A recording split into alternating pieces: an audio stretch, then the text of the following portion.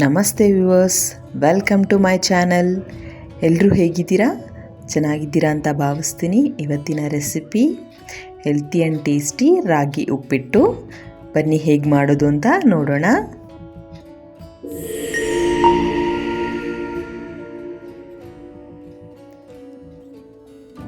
Ingredients ನೋಡ್ಕೊಳ್ಳಿ. ಗೋಡಂಬಿ, ಸಾಸಿವೆ, ಜೀರಿಗೆ, ಉಪ್ಪು, ನಿಮ್ಗೆ ಇಷ್ಟವಾದಂತಹ ತರಕಾರಿಗಳನ್ನು ಸಣ್ಣದಾಗಿ ಹಚ್ಚಿಟ್ಕೊಳ್ಳಿ.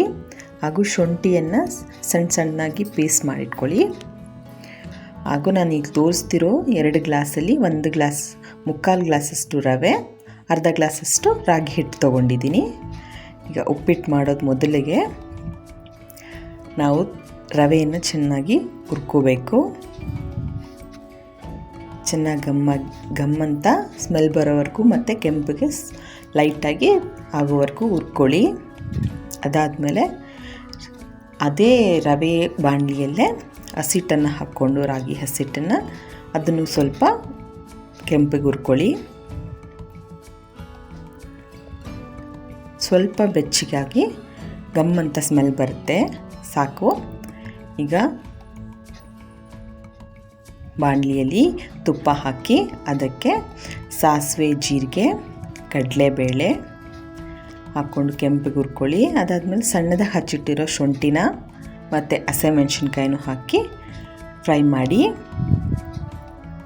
ಇದಕ್ಕೆ ಗೋಡಂಬಿ ಹಾಗೂ ಸಣ್ಣದಾಗಿ ಹಚ್ಚಿರೋ ಈರುಳ್ಳಿ ಹಾಕ್ಕೊಂಡು ಎಣ್ಣೆಯಲ್ಲಿ ಫ್ರೈ ಮಾಡಿ ಕೆಂಪಗಾಗೋವರೆಗೂ ಈರುಳ್ಳಿ, ಕರಿಬೇವಿನ ಸೊಪ್ಪು ಅದನ್ನು ಕೂಡ ಹಾಕಿ. ಈಗ ಇಲ್ಲಿ ನಾನು ಸಣ್ಣದಾಗಿ ಬೀನ್ಸ್ ಕಟ್ ಮಾಡಿ ಇಟ್ಕೊಂಡಿದ್ದೀನಿ, ಹಾಗೆ ಕ್ಯಾರೆಟು. ನಿಮಗೇನಾದರೂ ಇಷ್ಟ ಆಗಿರೋ ವೆಜಿಟೇಬಲ್ಸ್ನ ಹಾಕಿ ಕಟ್ ಮಾಡಿ ಹಾಕ್ಕೊಳ್ಳಿ. ಸಣ್ಣದಾಗಿ ಹಚ್ಚಿರೋ ಆಲೂಗಡ್ಡೆ, ಕ್ಯಾಪ್ಸಿಕಮ್, ಆ ಥರ ಎಲ್ಲನೂ ನೀವು ಯೂಸ್ ಮಾಡ್ಬೋದು. ಹೀಗೆ ಇಲ್ಲಿ 1 ಟೊಮೆಟೊ ಸಣ್ಣದಾಗಿ ಹಚ್ಚಿಟ್ಕೊಂಡಿದ್ದೀನಿ, ಅದನ್ನು ಕೂಡ ಹಾಕ್ಕೊಳ್ಳಿ. ಟೊಮೆಟೊ ಚೆನ್ನಾಗಿ ಬೇಯಲಿ. ಅದಕ್ಕೆ ಈಗ ರುಚಿಗೆ ತಕ್ಕಷ್ಟು ಉಪ್ಪನ್ನು ಹಾಕ್ಕೊಳ್ಳೋಣ.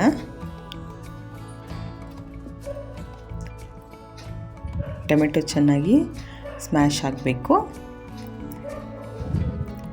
ಈಗ ನಾವು ರವೆ ಮತ್ತು ಹಸಿಟ್ಟು ಹುರ್ಕೊಂಡಿರೋ ಅಂತ 1/3 ಗ್ಲಾಸ್ ಆಗಿದೆ, ದೊಡ್ಡ ಗ್ಲಾಸಲ್ಲಿ ನೋಡಿ.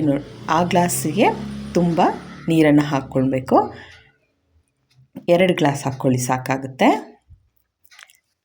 3/4 ಗ್ಲಾಸ್ ಹಾಕಿ ಹಸಿಟ್ಟು ಮತ್ತು ರವೆ ಆಗಿದೆ. ಅದೇ ಗ್ಲಾಸಲ್ಲಿ ನೀವು 2 ಗ್ಲಾಸ್ ನೀರು ಹಾಕ್ಕೊಂಡು ಚೆನ್ನಾಗಿ ಕುದಿ ಬರಬೇಕು.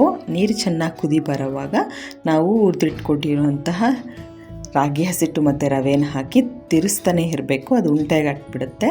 ನೋಡಿಕೊಂಡು ಚೆನ್ನಾಗಿ ತಿರುಗಿಸ್ತಾನೆ ಇರಬೇಕು. ಸ್ವಲ್ಪ ಗಟ್ಟಿ ಆದಾಗ ಕೊನೆಯದಾಗಿ ಕೊತ್ತಂಬರಿ ಸೊಪ್ಪು ಮತ್ತು ಅರ್ಧ ನಿಂಬೆಹಣ್ಣು ರಸವನ್ನು ಹಾಕ್ಕೊಂಡ್ರೆ ಮಾರ್ನಿಂಗ್ ಬ್ರೇಕ್ಫಾಸ್ಟ್ ರಾಗಿ ಉಪ್ಪಿಟ್ಟು ರೆಡಿ. ತುಂಬ ಟೇಸ್ಟಿಯಾಗಿರುತ್ತೆ. ಮಕ್ಳಿಗೂ ಮಾಡಿಕೊಡಿ. ಮತ್ತು ಡಯಟಲ್ಲಿರೋರಿಗೆ, ಡಯಾಬಿಟಿಸ್ ಅವ್ರಿಗೆ ಎಲ್ಲರಿಗೂ ತುಂಬ ಹೆಲ್ತಿಗೆ ಒಳ್ಳೆಯದು. ನೀವು ಮನೆಯಲ್ಲಿ ಟ್ರೈ ಮಾಡಿ ಹೇಗೆ ಬಂತು ಅಂತ ಕಮೆಂಟಲ್ಲಿ ತಿಳಿಸಿ. ಯಾರೆಲ್ಲ ಇನ್ನೂ ನಮ್ಮ ಚಾನಲ್ನ ಸಬ್ಸ್ಕ್ರೈಬ್ ಮಾಡ್ಕೊಂಡಿಲ್ಲೋ ಪ್ಲೀಸ್ ಸಬ್ಸ್ಕ್ರೈಬ್ ಮಾಡ್ಕೊಳ್ಳಿ. ನಮ್ಮ ವೀಡಿಯೋಸ್ನ ನೋಡಿ ಸಪೋರ್ಟ್ ಮಾಡಿ. Thank you.